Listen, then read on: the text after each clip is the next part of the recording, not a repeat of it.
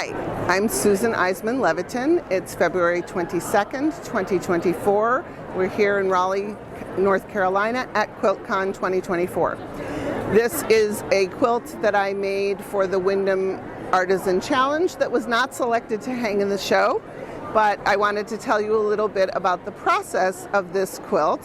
So I'm going to put it under my arm for a moment so I can show you something in my sketchbook.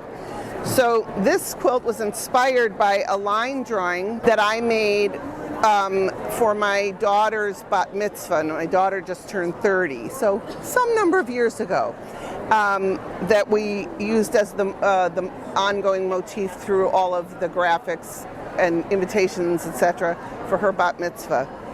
And I knew that I wanted to make something fairly minimalist, and I did not understand at the time that you cannot enter one quilt into multiple categories at QuiltCon. So that was a little procedural glitch in my understanding of how QuiltCon worked, but never mind. So I began playing with ideas of how I could play with these fabrics. And so here are some of the ideas of how I was playing with it in my sketchbook. But in the end, I decided I just wanted to make one three-dimensional representation of that flower. And this was what I came up with.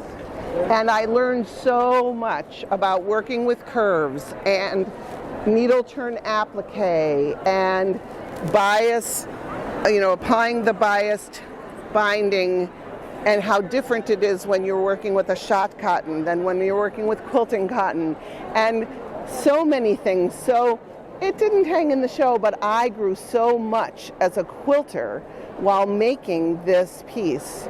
And I love that I have this different representation of this image that I associate so strongly with my daughter and me. So I don't even really mind, but I have to admit, I haven't gotten around to labeling it yet.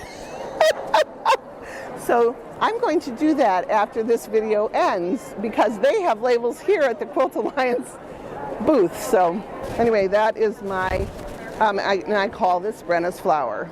That's the name of this quilt.